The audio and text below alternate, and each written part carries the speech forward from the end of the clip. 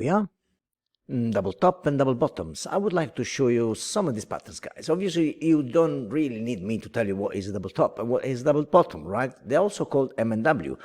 The most important thing is how they form in which context, and also how to take some of the entries on the smaller time frames. For example, we see something here, right? I define them with single candle double top, and then also we got multiple candles double top here.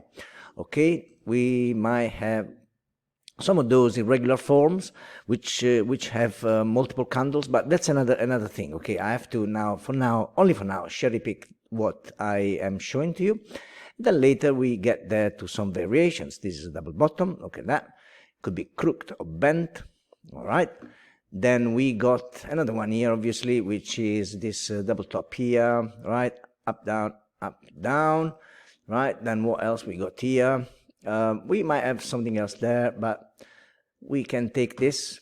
I prefer when everything, when the structures got same candles, same color candles, but after the structure is formed, then you see something like that, down, up again. That is another double bottom. Okay, you get the idea, guys. And I'd like to show you now why and in which form they are happening, for example. And often what I like to do, actually, I would advise you to get some sort of notebook or playbook where you can just categorize all of them in the various shapes that they are happening. For example, you see here is a double top with single candle. Single, I mean just a candle up, candle down, up and down. Obviously, this is a daily at the moment. So if it was the weekly, there was no double top on there. And this is the multiple candle. So you might take some of them and recognize the shapes, okay, and so on for a double bottom, and you can add whatever you want. Now, the way they happen, they can be the shapes. They're quite various. They're quite a lot of shapes. But to help me in the beginning, at least 6-7 years ago when I started this pattern, I show myself. I did a small draw to remind me and see if I can help some of you, of course. Okay, so that's what I meant. Let me just show you some of these beautiful English words here. For example, a crooked W. It's a W that is a bit like that. You know, it does a lower low and then lower high. And then instead of doing a lower low, okay, it makes a higher low. Okay, higher low and then a higher high because it breaks this one. But that does not matter for now. A lurching one. Some of those scary M. In this case, is a double top or a M pattern. Here you got bented double top. Twisted double top, whichever name you want to use, a faltering one,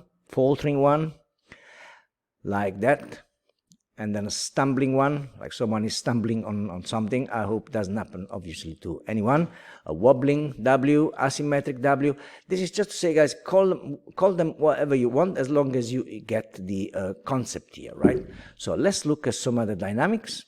And let's see some dynamics of how this happens. This double top, for example, here, it does not make a high high, so the price does not continue on the way up.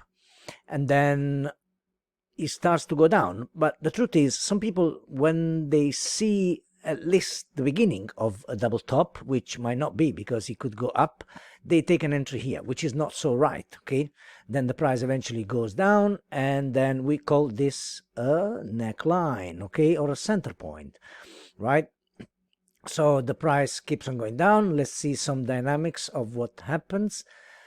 Now, this is the similar pattern, obviously on the daily chart. It could be on any chart really, but we call this neckline, all right, guys? So it should be from here or also from here.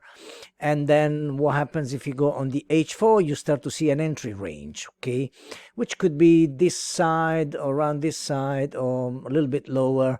But obviously the other entry could be just a retrace here, and just explaining the entry which could be in the middle of the range, right, after the price has gone down and retraced.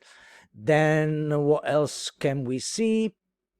The price gets past the neckline. Now we could say that the price is getting overextended from neckline, and if we, let's say that the trend was up, right, high, high low, the previous swing high, and then makes a higher low. Okay, here does not continue. Now the price is overextended from the neckline, and it goes just below that. All right, just put a little note in there. Now what else? This is a double top M pattern, for example, guys, because it does that. Okay, strong move up, down, and then the price makes an attempt, but it doesn't reach there.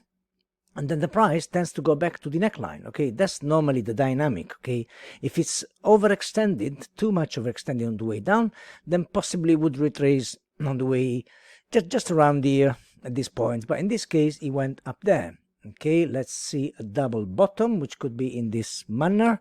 All right, and the price always tend to go back to the neckline. There are so many dynamics happening there, and I will show you some of the entry in the other video. Now, just for now, some of you to digest this content, I will leave you with these images. Okay, thank you very much, guys, and take care for now.